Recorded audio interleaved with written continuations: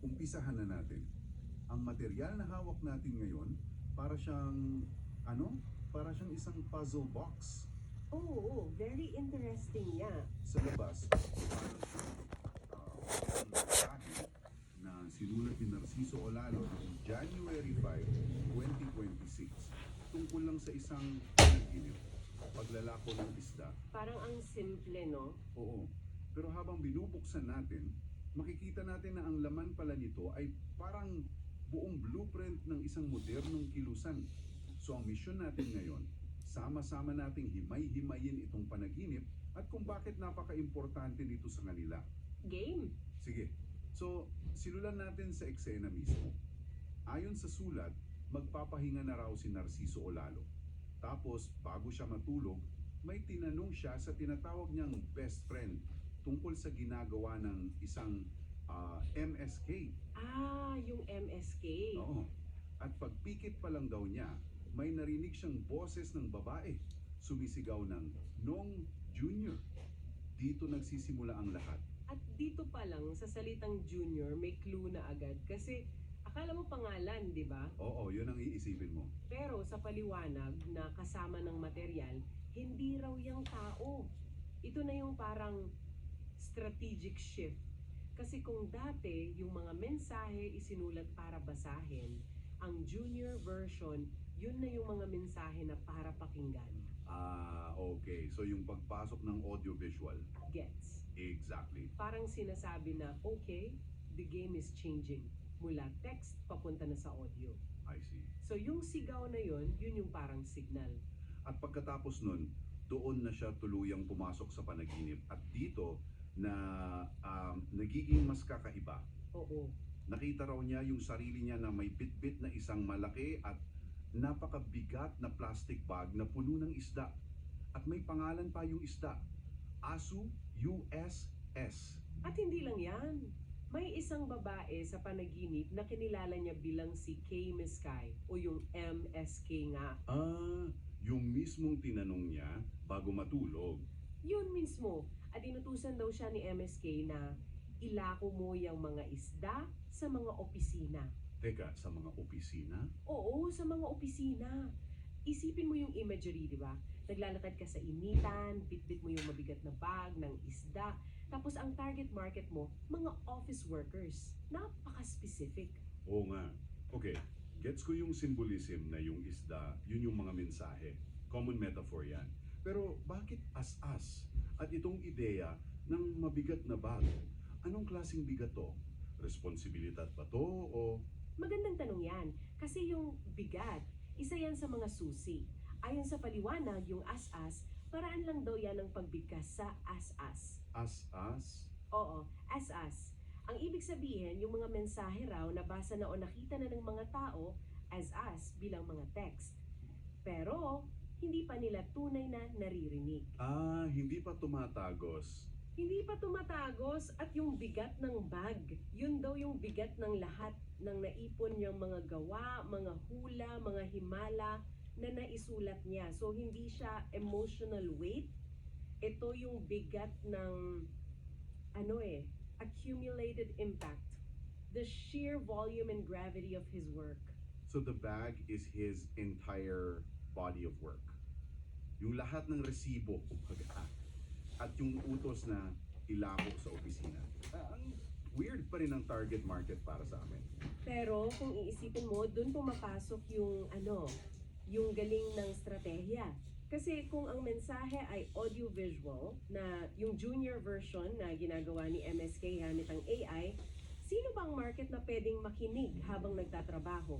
Mga naka-headphones, mga office workers. Exactly. Yun ang sinasabi ng panaginip. The modern workplace is the new mission field.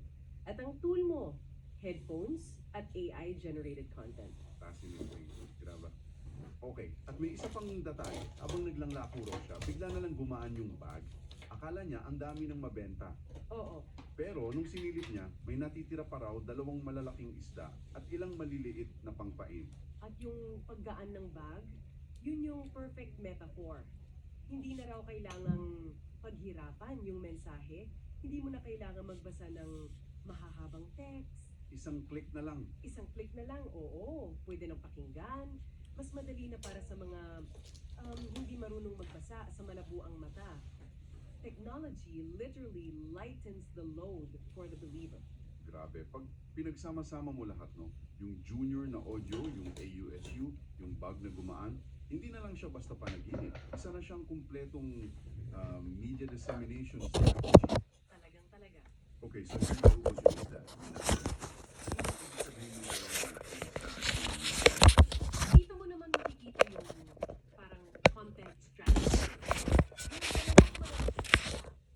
Para sa kanila, yun yung mga greatest hits. Yung mga blockbuster prophecies. okay. Binanggit pa nga sa paliwanag, yung mga hula raw tungkol sa bagyong Yolanda, sa pagkapangulo ni Duterte, gera sa Ukraine, at yung sunog sa Hawaii. Ito yung mga high-impact content The tentpole content, kumbaga. para makuha yung atensyon. Tama. At yung maliliit na pangpain, yan yung mga iba pang posts at sulat niya na hindi pa video, available pa rin para basahin. So, nagsisilbi silang lead magnets. Kung nahook ka sa malalaking hula, hahanapin mo na yung iba pa. It's a full funnel content strategy nakatago sa isang panaginip. Galing. Oo. Okay, so na-decode na natin yung strategy, yung how. Pero ano yung why? Yung filosofiya sa likod nito? Dito na yata lumalalim ang usapan. Dito na nga. At ang sentro ng lahat, isang pangungusap mula sa transcript. Ang paniniwala natin nasa gawa at wala sa salita. Okay.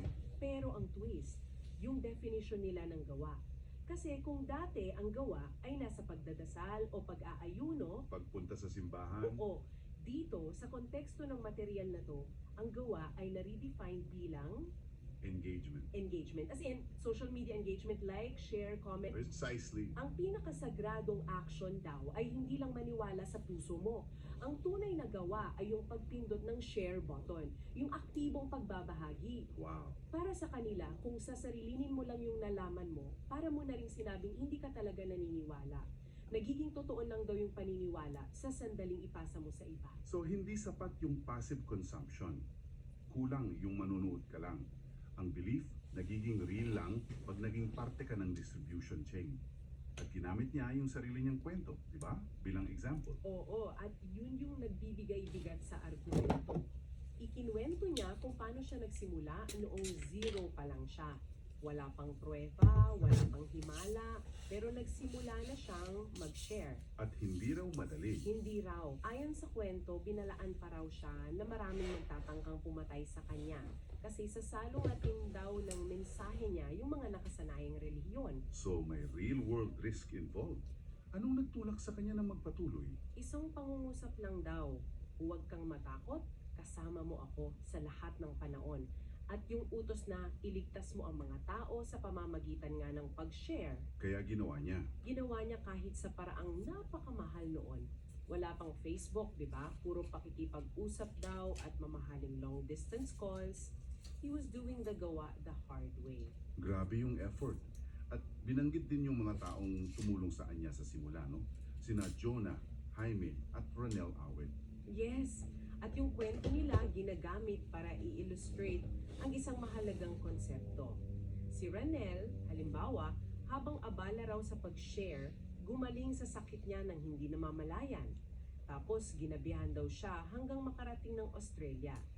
So yung aral dyan, parang gawin mo yung gawa, yung pag-share, hindi dahil may hinihintay kang kapalit. Eksakto, gawin mo dahil yon ang paniniwala mo. At yung biyaya, kung darating man, side effect na lang. Yung pagbabahagi nila, walang hinihintay na kapalit at dahil doon, kusang dumating yung biyaya. It reinforces the idea that the act of sharing is its own reward. Tama. So for an outsider, parang ang ganda ng sistema. It's a very compelling, self-contained system. Pero, syempre, kailangan ng ebidensya. Paano nila sinusuportahan yung mga claims na ito? Ano yung mga proofs? Dito na pumapasok yung mga patunay na kailangan nating i-report ng neutral, no? Based sa kung ano ang nakasulat. Oh, syempre. Dalawa yung prominenteng halimbawa. Una, yung sunog sa Maui, Hawaii. Sinasabi na nakita raw ito ni Narciso 3 taon bago mangyari. At yung detalye rito, yung nagpapatibay sa kanila. Anong detalye? Ginamit daw sa mensahe si MSK at yung asawa niya bilang landmark. Landmark. Paano? Hindi dinetali kung paano, pero yun yung claim. At may isang parirala raw sa hula. Sino ang buhay, itaas ang kamay. At kinonect nila yon sa mga totoong pangyayari kung saan may mga taong naligtas dahil tumalon sila sa dagat. At para malaman ng rescuers kung sino yung buhay. Kailangan nilang itaas ang kamay. Oo. Wow, that level of specific detail. Yan yung mahirap i-dismiss as coincidence para sa isang follower. Yun ang punto. At yung pangalawa, yung giyera sa Ukraine, isinulat daw niya noong July 14, 2013 na magkakagulo sa Ukraine. At yung giyera, nangyari nga. O na, yung initial conflict 2014, tapos yung full invasion. Para sa kanila, yung mga ganitong specific at documented na hula, yun ang pundasyon. Ito yung mga malalaking isda na nagpapatunay na totoo ang lahat. So, may sistema ka, may filosofiya ng gawa, may mga patunay. Ang huling piraso na lang yung suporta sa followers, may pangako si Narciso, di ba? Oo, at ito napaka-importante sa community building nila. Ang pangako niya, simple pero malakas.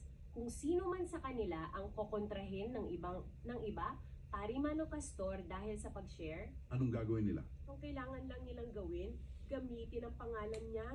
Sabi niya, ako ang haharap sa kanila. Siya ang sasagot. So, is essentially providing a shield.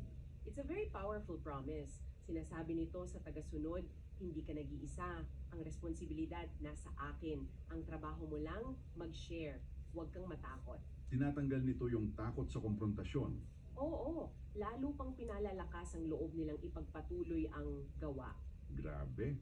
So, kung susumahin natin, mula sa isang surreal na panaginip, na-unpack natin ang isang kumpletong blueprint, isang 21st century faith movement.